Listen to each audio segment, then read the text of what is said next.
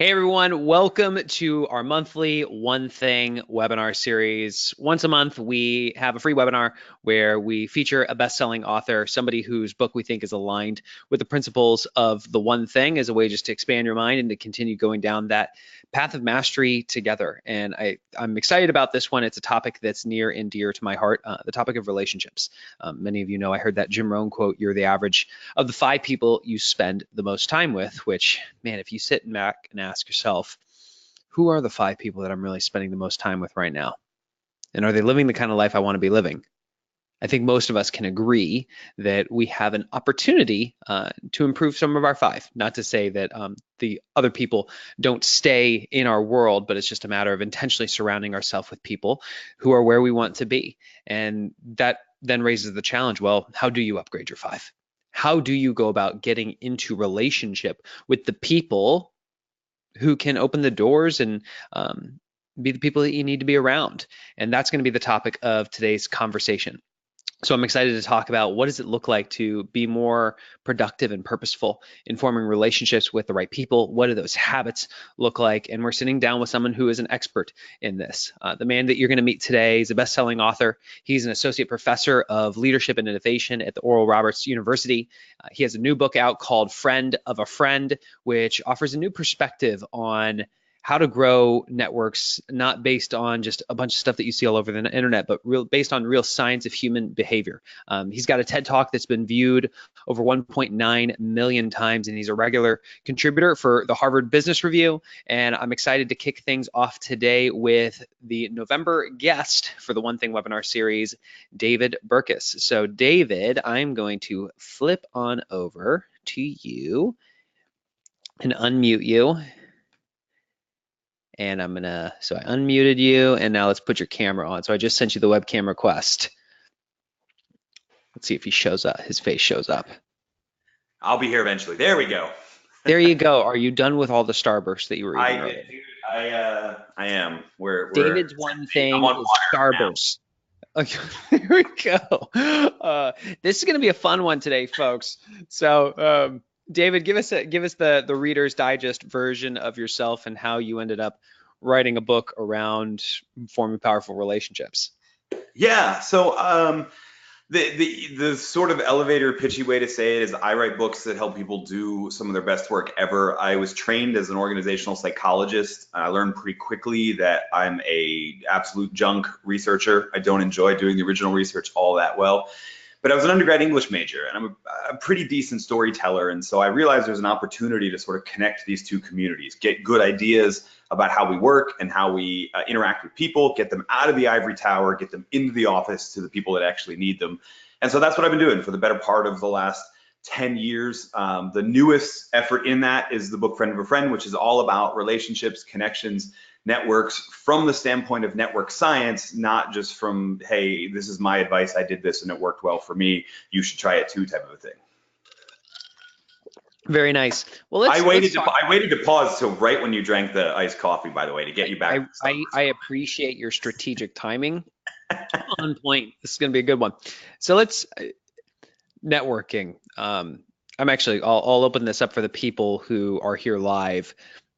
What's that connotation that you have with the word networking? Is it a positive thing? Is it something you're like, oh, networking is not working? Where do you stand on that?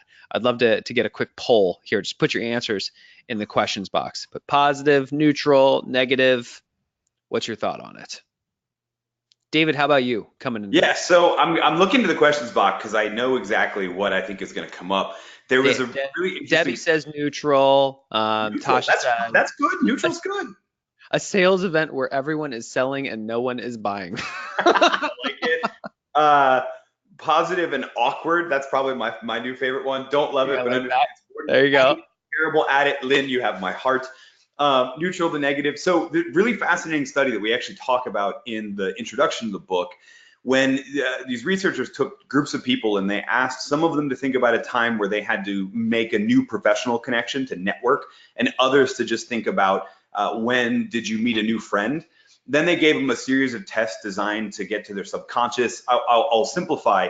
Basically, what they found is that the people in the networking group were more likely to have subconscious thoughts of wanting to get clean. In other words, networking made them feel dirty, right? And I think a lot of us are probably in that regard. It feels very transactional. It's a Mm. sales event where everybody's selling but no one's buying, et cetera. And to me, it's actually a symptom of a bigger misconception, which is that networking is about meeting new people, about running up the score of connections you have on LinkedIn or whatever. And so we head to all of these events trying to meet strangers. And the reality where I come at it from friend to friend is that you can't grow a network anyway. You don't have a network. You exist inside of a network.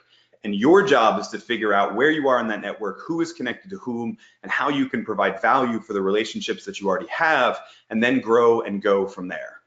Yeah, well, I loved when we talked before this idea of networking or forming the right relationships. It's not about going out and casting this big wide net and trying to get into relationship with everyone. It starts with one person, Yeah. one person that you already know, and start just one person at a time over time, beginning to get in a relationship with everyone you could possibly want to. So walk us through that a little bit. Yeah, I mean, like we were saying, and like you just said beautifully, you already know people, you already have a network. I mean, unless you're like 14, 15 years old, in other words, I'm really impressed that you're with us and listening to this if you're that young. But unless you're there, you probably already know people, people you went to high school with, university with, people you used to work with, people you currently work with, and you only ever see them when there's cake in the break room. Like there's a whole group of people that in network science we call your weak or your dormant ties, people you know but you don't know that well. And what's interesting is most of us, when we need help, we rely on that close contact, the five people that you spend the most time with. By the way, we need to go back to that because there's a fascinating thing about who's all influencing you in that five I'll thing. remember. We think about those close connections. What we don't think about are these weak ties, and specifically what a lot of sociologists call your dormant ties, the people that you just haven't talked to in a while. And they're actually some of the most valuable relationships you have in terms of getting where you want to go, accomplishing what you want to accomplish, because they are somewhere else in the network. Your close friends, you all have access to the same information. You're usually all friends with the same people. You all think alike. The literal term in network science is redundancy. You are somewhat redundant to each other in terms of new perspectives and new opportunities. So it's the people that are a bit further out, the weak and dormant ties, that are your much more valuable connections in this regard. The problem is that most of us sort of ignore those people. We forget about them, and that's natural and that's human. But then when we need help, right, then we think, oh, I got to go. I read some advice book somewhere that said this thing about weak and dormant ties, and so I'm going to reach back out to those people. And I bet a lot of the people that have negative connotations about networking are even thinking about that person they haven't talked to in 2 years that suddenly sends them a LinkedIn request and then asks for something or tries to sell them a car or a copier or something ridiculous, right? In reality, I think we only earn the right to ask if we're choosing to sort of continuously reconnect with those weak and dormant ties so that we're regularly having conversations with them and that we're regularly having opportunities to create value for them first. So one of the habits I really encourage a lot of people to do is to really try and get in the habit of reconnecting with one weak tie a week. It takes as little as 30 seconds. If you can't think of anybody, it might take a few more minutes to just, sort of LinkedIn or Facebook stalk them to see what they're up to and find a reason to reach back out to them. But truthfully, the first couple times, you could literally just ping someone and go, hey, you popped into my head today because I saw this thing and I just wanted to know, I hope you're doing well. No need to reply. I just want you to know I was thinking about you. That's an Yeah. email that I think every single person would love to get. And so there's no need to feel awkward sending it. So let's pull up to 40,000 feet because I think we've hit on a few things here that matter. I know for me personally, before having these conversations with you, uh, in my mind, the idea of networking was going outside and getting into relationship with new people with the hope that they would open more doors. And what I'm hearing you say is it isn't going out and getting into new relationships. It's more a matter of consistently touching the relationships you've already established, specifically the ones that maybe you haven't touched base with in a little while, those ones on the outskirts that are a little bit more dormant. Is that correct? Yeah, no, that's a great way to put it. Now, why is it that those are some of the most powerful ones? So they're powerful for the same reason that strangers would be powerful. right? Because there's somewhere else in the broader network of our city or our industry or whatever, however far out, zooming out on the network we want to look. If they're far away from you, then they know different people, they're connected to different people, they usually have different perspectives, different ideologies, different backgrounds, different histories, and so they can expose you to information. The primary reason to be concerned about the network that you're in and about networking in general is information, whether that's information in the form of a referral to somebody, an introduction to somebody for a job opportunity, or just hearing a different voice than you normally hear so you can make a better decision. So just like total strangers, they're out there and they think a little bit different than you compared to those close contacts. The difference is that you already know them, you've already built rapport with them, they're more motivated to help you than a total stranger would be. Because I mean, we've all been to that networking event where nobody's motivated to help you, they're motivated to get help, right? And that's not saying this is this weird thing that you can kind of just take advantage of, but there's already a relationship there. You've already built what sociologists call social capital. You've already sort of made some deposits in the account, and so it's okay to withdraw from it. Whereas with total strangers, there is no rapport there. There's no social capital there. So they have lots of new information, but there's no rapport. So I'd like to make this actionable for people who are listening to this, and for the people who are here live, let's just interact on this. Think of one person that you have a relationship with, and it's been a while. Life has happened. Time has passed, and you're like, you know what? There's not necessarily a reason we haven't connected. We just haven't connected. Think of one person, put their name in the question box. Let's just get clarity on it and declare it together. I've got one. I'm going to put it in there. Send to all. Okay, so I made mine. Tasha says Julie. Very nice. Michael says Matt. Kim says James. I got a Keenan, Jack, Carla. You got awesome. Now, what I'm hearing you say, David, is the one thing to not do.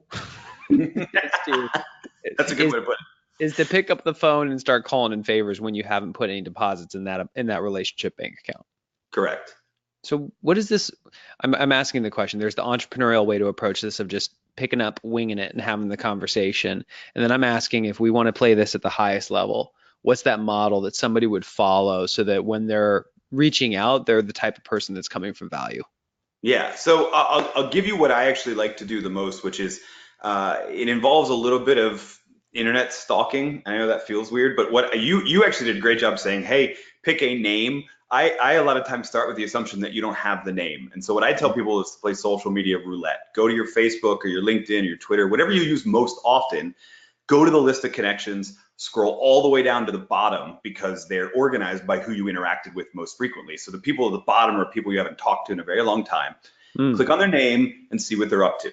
And you're going to find, I mean, the beautiful thing about social media, I mean, the horrible thing is we're all narcissists, but the beautiful thing is that we're all sharing what's going on in our life. We're posting it openly. And so you'll see when you click on that name, people saying things like, hey, I just got a new job, or we're moving to Chicago, or we just had a new baby. You'll see a life update that you can send them a congratulations for, and then maybe even offer advice. Like for the moving to Chicago one, you could say like, hey, I see you're moving to Chicago. I'll save you a ton of time. Just go to Gino's East. The rest of the deep dish pizza places are terrible, and then move on with your day, right?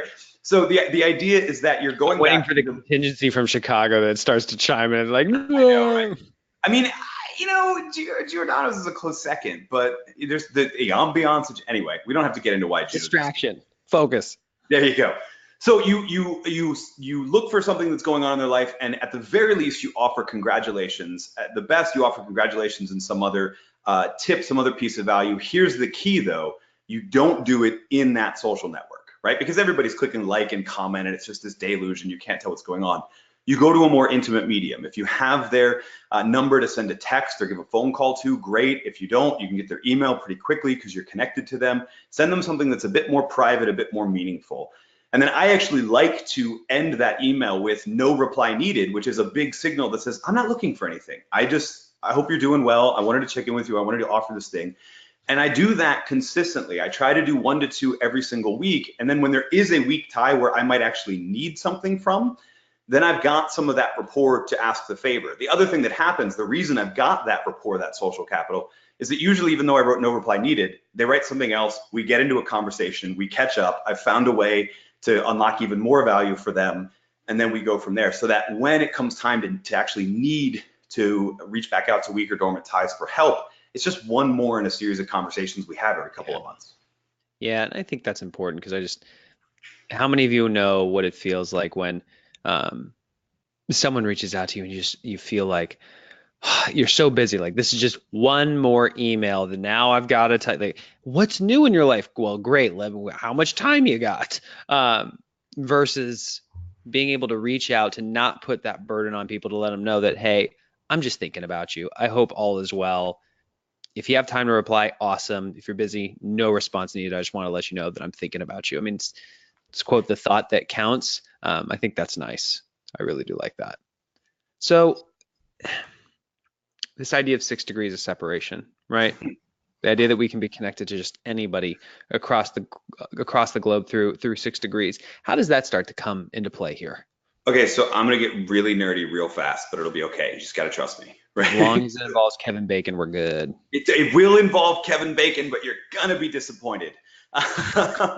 So 6 degrees of separation, this really interesting concept that wasn't actually even like a research theory first. It was just this kind of random thing that people started talking about. And then a gentleman, the term six specifically, because before that it was just you do that thing where you're in a new city and you meet someone who knows someone from your old city. And you go, oh, what a small world. Before 6 degrees of separation, we called it the small world problem. And this researcher, Stanley Milgram, the same Stanley Milgram of the obedience studies and all sorts of crazy social experiments that you could never get away with conducting in 2018. But Stanley Milgram actually did an experiment where he reached out to people in what he considered to be the farthest edge of the earth, Omaha, Nebraska. And then he gave those people a name, a stockbroker in Cambridge, Massachusetts. And he said, get this message to that person. If you don't know them directly, send it to the best person that you could possibly, that would get this message to them eventually. And then of the letters that came in, not all of them came in, not even a majority of came in, right? But of the letters that came in, what they found is that the average was between 5 to 6 liaisons between that, 5 to 6 introductions. Now, this study was done before the power of the internet and times where we seek to replicate it using email and things like that. Speed it up, increase the sample size, but they still find about 5 to 6 introductions. So you really are connected to the entire world, 7.4 billion people strong and counting, by 5 or 6 introductions. That's why I always say you don't have a network, you exist inside of one already. The other lesson that I think is interesting is Facebook, of all places, did a version of the Stanley Milgram study a couple years ago, and they found that if you have a Facebook account, it's actually only 3 to 4 introductions, sometimes 4.2, something like that. Now, there's two things about that. One, Facebook is only 2 billion people instead of 7.4 billion people. But the other is what we call the problem of search in social networks. So Facebook could use an algorithm to find the most optimal path between 2 people, and it arrived around 4. Stanley Milgram and all the other people couldn't. They were just people relying on thinking about who they know, sending it out to the closest person they know, and sometimes they took an inefficient path. Now, why do I bring all of this up, right? We'll get to Kevin Bacon in a second, but why I bring all of this up is that when most of us think about 6 degrees of separation, we immediately get lost in the 7.4 billion people, and we lose sight of the fact that there are tens, if not hundreds of millions of potential people that you are connected to by 1 or 2 introductions, and that the best approach at the beginning of your search is openness, not what we tend to do, which is reverse stalking. We find the person that we want to get introduced to, we sort of scope them out, we see who they already know that's a mutual connection, and then we go beg that mutual connection for an introduction, which puts that person in the really awkward spot of maybe they won't do, or maybe they don't want to give you the introduction, but it may actually be the least efficient path eventually to that person or to what you're trying to do. So what I tell a lot of people to do is, instead of that, go to as many people as you can and ask the question, who do you know in blank? With blank being the industry, the company, the region, the city, whatever that you want to get to know. And what you'll get are lists of names. You'll get 3 or 4 names from different people. If you get the same name from multiple people, that's a really good sign. But you'll get lots of different names and you get lots of different avenues to explore.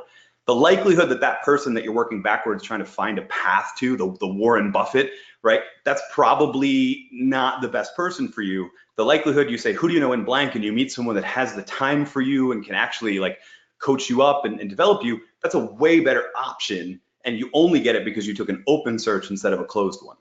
Yeah, I want to drive this home because I remember I didn't realize this along my journey to getting here, but when it came to finding mentors, it was easy to look at the person who was on stage, the big name author, the celebrity entrepreneur, and say, if I could just have that person as my mentor, everything else would be easier or unnecessary. But you're pointing the finger because they seem to be successful or where you want to be without any understanding of who they really are as a person. Are you guys actually a personality fit? Do they actually have the time? And are they willing to invest in you? And instead, I like to use Warren Buffett. Sure, I think it would be wonderful if Warren Buffett could mentor us personally on wealth building. And good luck. Yet, if you had to describe the 2 to 3 things that Buffett does really well, and you're able to describe those things, how can you surround yourself with people who have those types of values or principles or track record, and to be able to be more generic around that and see who comes your way?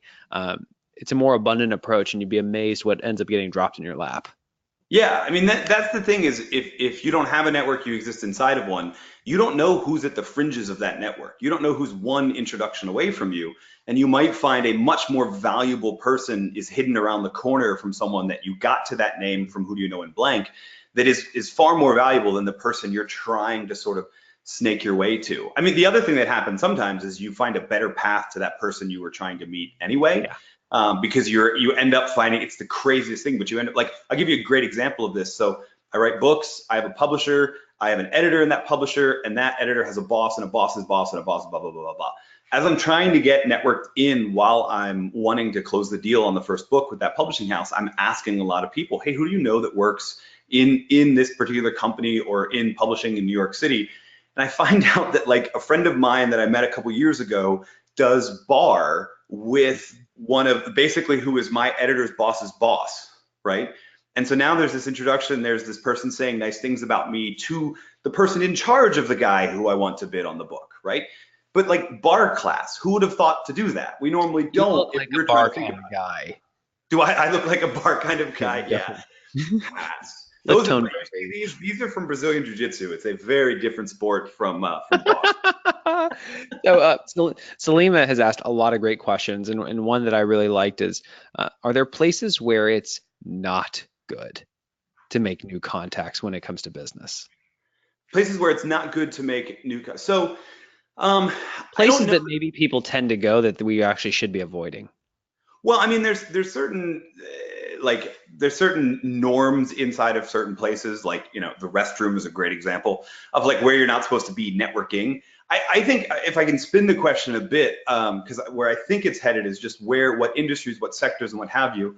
But what I think is actually really interesting is to me, there's two different strategies around networking. There's the big go broad, and then there is the try and actually find a cluster. This is a whole different section, different chapter that we in Friend of a Friend where we talk about that people just naturally cluster around industries, backgrounds, training, what have you. And like, particularly if you're in something like a sales role, you might think you want to go broad and just meet as many possible people, but the reality is you probably don't. You probably want to pick a cluster and then be the liaison from your company or your industry to that. So like I was just talking with a former student of mine maybe 4 days ago, and he got into personal finance. He's a financial advisor who sells all sorts of financial products, and he was asking, trying to basically do I need to meet as many people as possible, refer me as many possible. And I was like, literally, I said, your dad is a small business owner.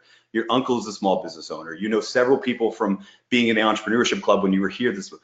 You shouldn't be trying to meet everyone. You should be learning as much as possible about small, as in less than 10 employees businesses and what their financial problems are. And you should get known as the guy for that industry and that small business. And then you're much more referable, but also it's much easier to sort of build that reputation and build that social capital if you just stick to a cluster.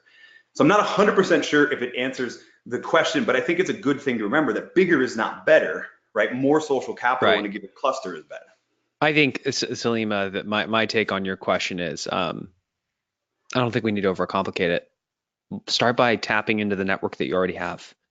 Throughout your life, however long you have been here on this earth, you have formed a series of relationships. Investments have been made, and a lot of those investments have gone dormant. We just haven't purposely invested in those relationships in a while. What will your model be for regularly touching them, whether it's one a week, two a week? I mean, one of mine is just I stick everybody's birthday on my calendar, and it's a weekly thing where I'm just constantly firing off, and it's not text messages. Usually, I'm shooting a video text. Oh, I I'm like shooting the that. video and I'm texting it because I know it'll stand out. And sometimes I'm doing it the day before so that I can be the first one.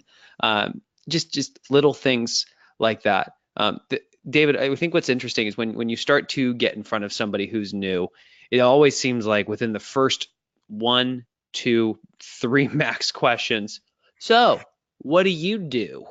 Hmm. Why is that? Why would you suggest that that's not something we should bring up it right away in conversation? Yeah, to me, this one is crazy. And I even kind of poked fun of it right when we came on with, "So here's my elevator pitch." I'm not a big fan of the elevator pitch because I'm not a big fan of the question. And here's the primary reason is that if we think about specifically in a work context, when we meet new people, whether it's at a company meeting, whether it's at a networking event or a conference or something like that, we're in a work context, which is great.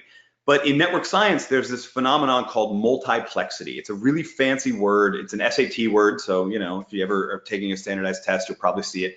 And it refers to the different contexts for connection. So if you only know somebody in one context, you only see each other at bar class, for example, that's a uniplex tie. That's just one situation in which you see them, one context for your relationship. If you see each other at bar class and you volunteer for the same nonprofit and you work in a different company but in the same office suite or something like that, there's multiple different contexts for connection. So we know from research a couple things that I think are really interesting.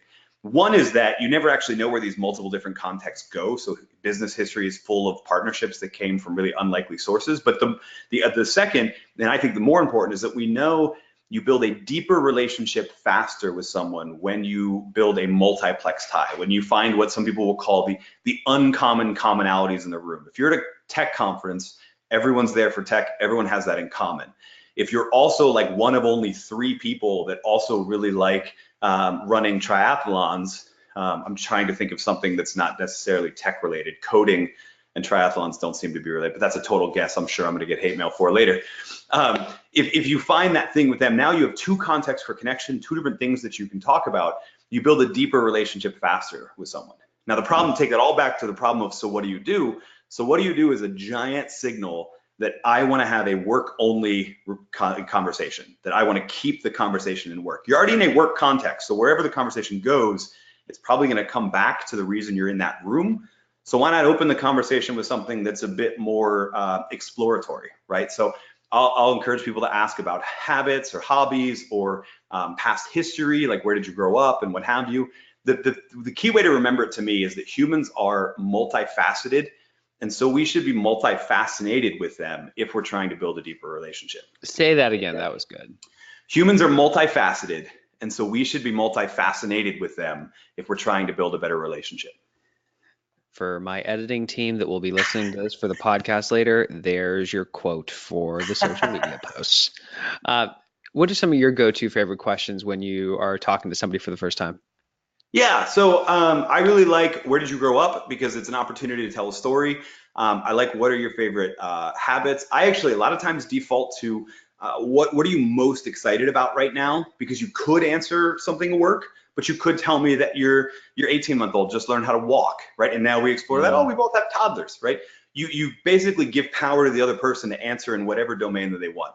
I'm also a bit of a nerd, so what's your favorite superhero is one that I throw out a couple times in context. I mean, you sort of have to know that that question is going to fly, but because the reason I ask it is that everyone has a favorite superhero and a story behind why that's their favorite superhero. Or if they don't, it's because they don't like superheroes, and that's a story too. And so you can sort of, it's not so much the answer to the question, it's the why after that opens up this really interesting story. That's interesting. And I'd like to open this up for the people who are on here live. What are some of your favorite go-to questions when you're having conversations with new people outside of the so, what do you do for work? I'd be really curious in that. I like the what excites you most right now. Mine has always been. or not always been, but one I like to go to, just to pivot on that, is out of everything that's going on in your world right now, like what's that one thing that's really just got you excited? Yeah. And you know, it comes off as genuine, which it is. All right, Yeah. That's a great one. You can looking. also go to like the what are you most grateful for, which is sort of back. Yeah, I Mm, love it. what do Love you it. do for fun? How about those Red Sox? What is success to you? Anything for your late, okay? Anything interesting happened to you today? What they love about their work? I like that. I like that. That's cool. I like the latest. There's a couple different latest trips in there, or I think they're from Mike. They're both from Mike. But what was your latest trip that you took? Which is great because it could Oh, be cool. business, it could be personal. They can answer it however they want. And then if you think about a conversation like a tennis match, like your goal is actually not to score a point. Your goal is to keep volleying, right? And so what's your latest trip is great because of the follow-up questions you can ask. It keeps that volley going back and forth. Walk me through your mindset a little bit because I think many of us know what it's like when you ask, there's the, oh, you should ask these questions because it's polite, or you're trying to build a rapport. And then there's the, are you actually even interested in what they have to say?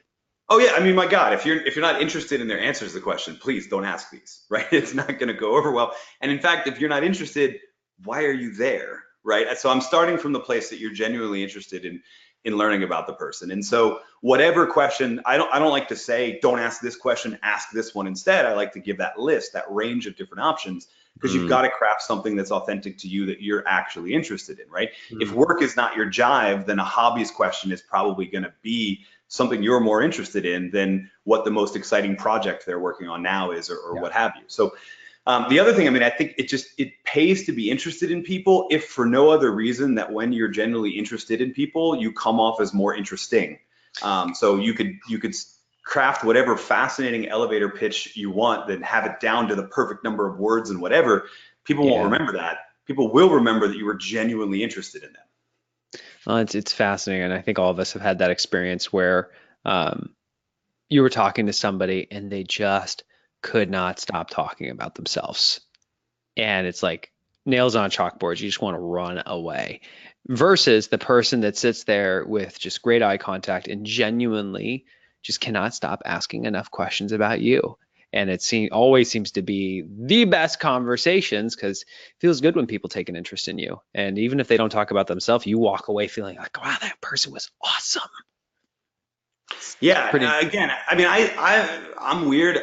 Part of this might be extroversion, it might be something else, but I just think people are fascinating. I think their stories are amazing, and so I like to be that person. But I've also Yeah. noticed that, yeah, if you're constantly making that eye contact, you're asking the follow-up questions that come. So again, that's the big signal. If you say like, "What was your latest trip?" and they're like, "Oh, you know what? We took the grandkids to where the beach house that I grew up going to," like, and then you're like, "Oh, that's great. So what do you do?" Then that's not going to work, right? But if you start talking about, well, where is that? Where did you grow up? What did you like about that community, et cetera? If you start asking those questions, I mean, not only is that the be a good human thing to do, you Yeah. end up being more memorable in their mind because you took a genuine interest in them.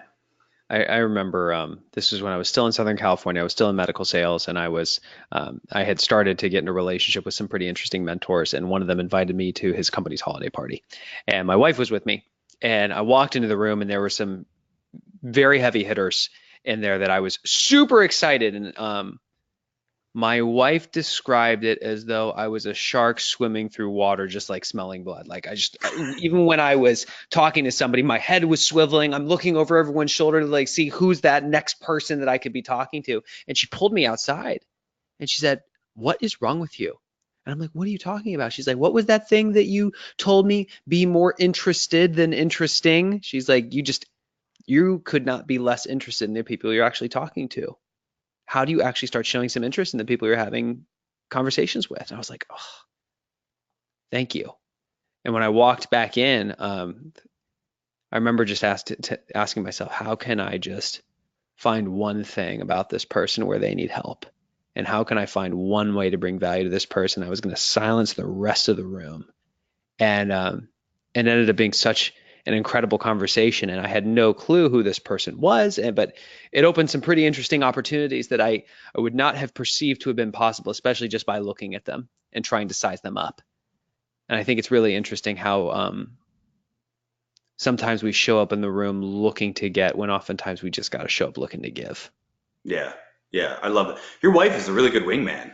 I mean, Yeah. it feels weird saying it. She's The way only better thing my at wife jumping does in terms of too. wingman is we have this trick where I can get away with forgetting people's names because she's been prepared. But other than that, like, yeah, your wife's a pretty good wingman. Yeah, yeah, we should do that more. We should do that more. So there's a great question, another one from Salima. How do you make new contacts if you seem to be changing and growing and you want to meet other like-minded people? So how do you make new contacts as you're changing Yeah, and growing? I mean, you are evolving who you are as a human being. I think all the Yeah. people on this live webinar, the people listening to the podcast later, they're growth-minded people. So they're constantly shifting and changing. And how do you go about continuing to surround yourself with people who are pushing that limit? Yeah. So what I love about this is there's actually a really interesting kind of phenomenon, discovery, et cetera, from the world of network science that I think speaks to this a lot. It's another fancy SAT word, so I'm going to geek out for a second. It's called homophily, right? Love of Oh, you're gonna same, have to like, spell that one. yeah. HOMOPHILE. I literally almost said F instead of PH. I was just wondering if there you go. Good. Yeah. It's from the Greek, it translates to love of same, like attract likes, birds of a feather flock together. Now, here's what's really interesting about that. A couple years ago, two network scientists, one of them is one of my favorite people in the universe in terms of research, Duncan Watts.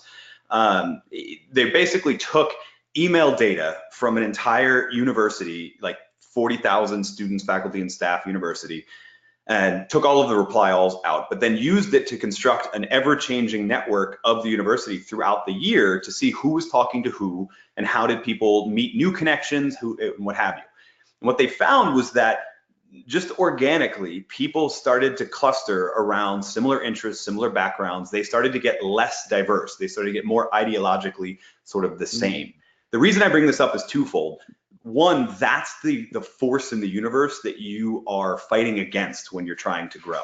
The people that are around you, and if you just rely on the people that are currently around you, they're going to introduce you to other self-similar people. So over time, you just get more and more self-similar. And when you start breaking out, that's going to be a little weird for them too. So there's going to be a strong force to kind of bring you back in. Humans just sort of naturally do this. And we can see it in a lot of interesting data sets. We know, I mean, we're recording this the day after a midterm election. We know that not at the state level and not at the county level, but at the neighborhood level, people are clustering off by political ideology, right? Blue neighborhoods get bluer, red neighborhoods get redder. At the neighborhood level, right? So this is the force of like attracting like that we're fighting against. The other Mm. reason I bring that up is that if you just say, oh, I'm a growth-minded individual, but you don't make an active plan for meeting new people who are going to take you there, then this is the force that's just going to bring you right back to the fold. Now, how do you do it? You audit your network.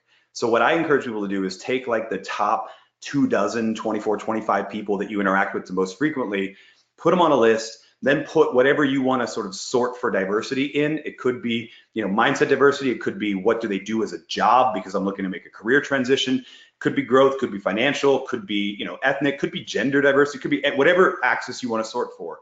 And then go down the list and place where everybody is. And if you don't know, try and figure out, right? You might be surprised to find who actually is not like you and what have you. What you're going to find from that, and this isn't scientific data, this is me encouraging lots of people to do it and then looking at their anecdotal data. One day I'll get a sample size big enough to do something about this. Mm. What you'll find is if you're like most people, about 75 to 80% of the people that are on that list are people that are similar to you already. And about 20% of people are people that are different, are where you want to be, or represent what you want.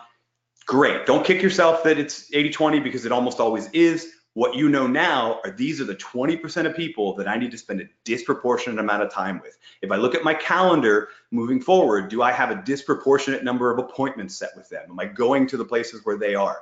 They're on my target list now. I'm going to be around them.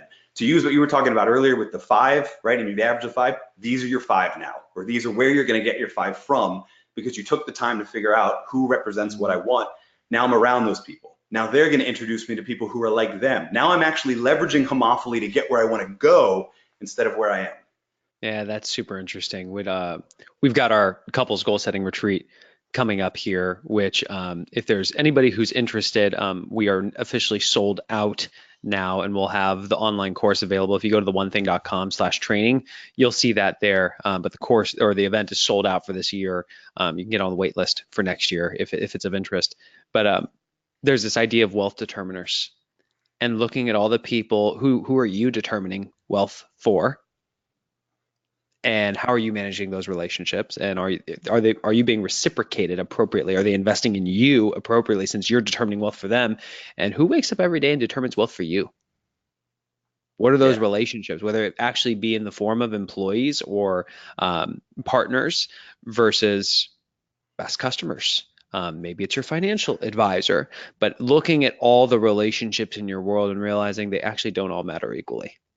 And there's going to be a handful that are going to bring disproportionate value to your life. And are you acting accordingly?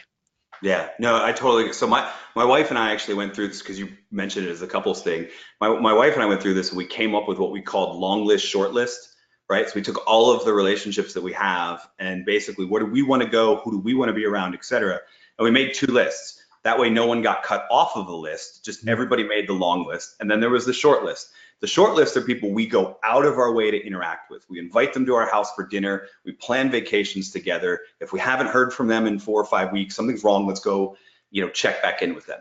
The long list is, well, if it happens, it happens. They are our friends. We like them. We're going to invite them to the big Christmas party where everybody comes, but we're not going to spend that disproportionate amount of time with them because Yeah. they either don't represent our values or they're not in an industry that we can really, sort of, or a place where we can really empathize with them as much as we could when we were in college, when we met them or whatever. They're just not, they're great people and we love them, but they're not the people we're going to be deliberate about. Short lists of the people we're going to be deliberate about.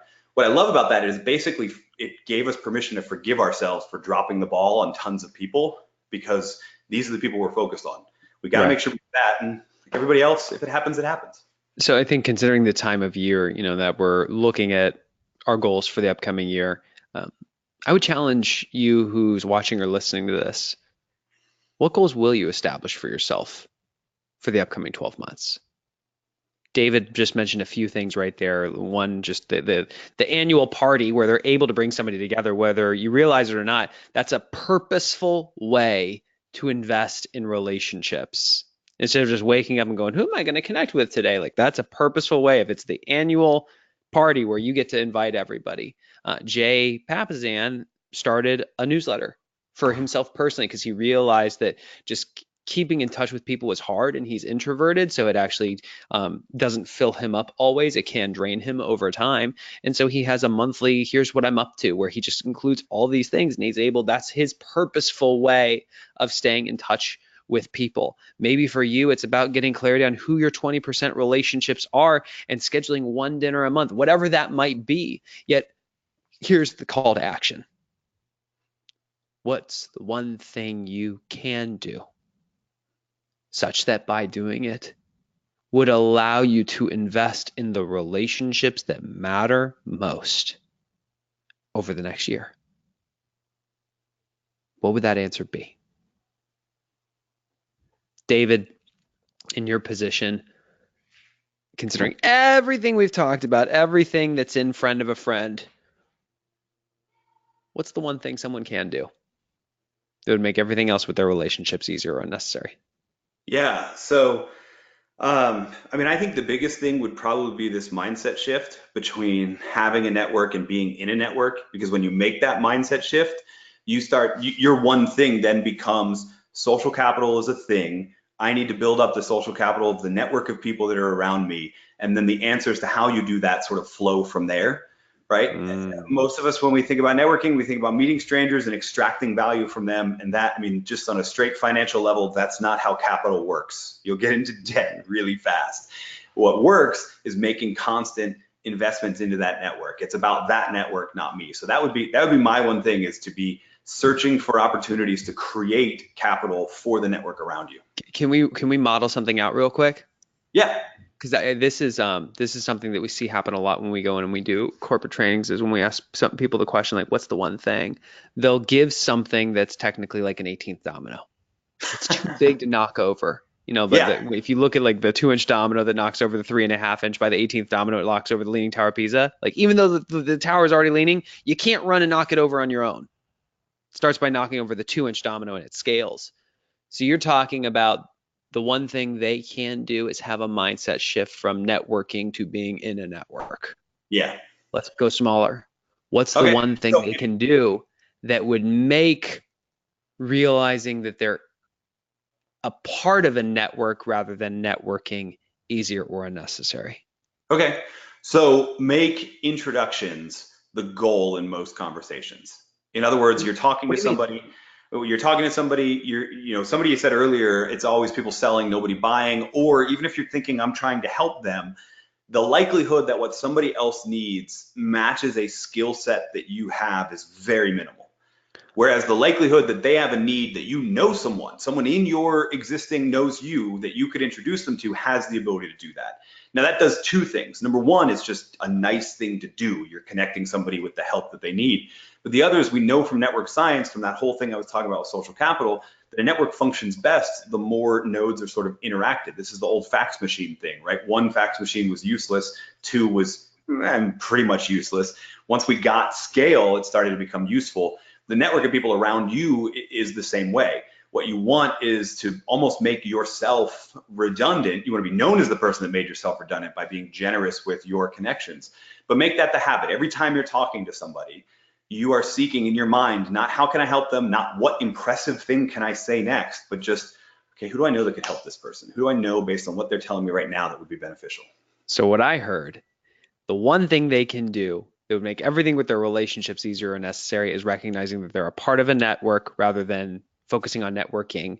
And the one thing they can do to make that mindset shift is to focus on being the type of person who makes introductions, who makes connections, because you're likely not the person who has everything they need, but leverage 6 degrees of separation. And the one thing they can do to become that type of person is just once in a conversation a day to ask the question, who do I know who can help this person, to yourself. And if Yeah. they did that every day for, we'll call it 66 days, what would change? I will say, and did I queue you up for this before the webinar? Did I tell you we were going here? No, but okay, let's go. You want to know what's We're crazy? totally uncharted waters for me. I remember standing in my kitchen when I heard the Jim Rohn quote for the first time, you're the average of the 5 people you spend the most time with. I remember looking down at my scrubs and thinking, I want to be a business owner. And who do I know who's a business owner? And the answer was zero. And I remember asking the question, how do I upgrade my 5? And I remember hearing like be more interested in others than trying to get them to be interesting. And this is before the one thing that I remember thinking like the one thing that I could do was just once a day when I had a conversation with somebody to ask myself the question, where does this person need help right now? Whether I could help them or if I knew Right. somebody or not didn't matter. But over a very short period of time, I had become the type of person who in my bones was curious about where people needed help. And about a few months later, I'm standing in front of Jay Papasan for the first time. And I asked them where they needed help. And they said they were looking for exposure for the book. He didn't know that I was connected to all these podcasters, but I got him booked on all these shows and I emailed him back, how'd the interviews go? Where are you guys focusing? Where do you need help? And he said, we're looking for more exposure. He didn't know I was writing for Entrepreneur, but I just wrote an article. I didn't even tell him. I blasted it and I followed up again. What are you focused on? How can I help? And it was at that time that he mentioned that he and Gary were looking for a CEO for a publishing company. And again, I looked at my scrubs. I was like, that ain't me, but I knew some people that were. Love it. And I offered to play the connection game. We got on the phone, and when he described who they were looking for, he didn't describe the 3 guys I knew. He described me. And here we are. It's the single reason I'm here. Yeah. No, I love it. When you begin to realize that the most value you can provide to most people is to be that connection between them and what they actually need. I mean, there are times where you can be the help and you can actually be the guy that shows up with the truck and helping them move or whatever, right? But the reality is, that's a terrible example, but you get what I mean. But the reality is it's much more likely that you know somebody. When you are actively and make it a habit, 66 days would be more than enough to make it a habit. You're interested in finding that need, and then you're interested in using the connections you already have to help that person. You build a tremendous amount of social capital. And this is not an introvert extrovert thing. I want to give, Lynn actually pointed out earlier, introverts don't hate people, because I made a joke and said I'm an extrovert, I love Yeah. people. You're totally right. We all love people. We should all love people. It's just a question of scale. You're going to do it from one-on-one conversations, or you're going to do it at sort of the mixers, the cocktail parties, what have you.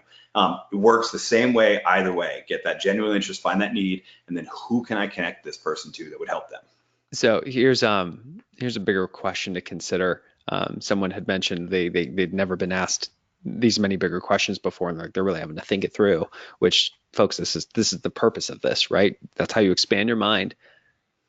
Imagine if 5 years ago you started doing this just once a day in a conversation, just asking yourself, how can I help this person? Or who do I know who could help this person? What do you think would be different about your life today if 5 years ago you started doing that and you were consistent? You're never more than 5 years from everything you could possibly want, per Gary Keller.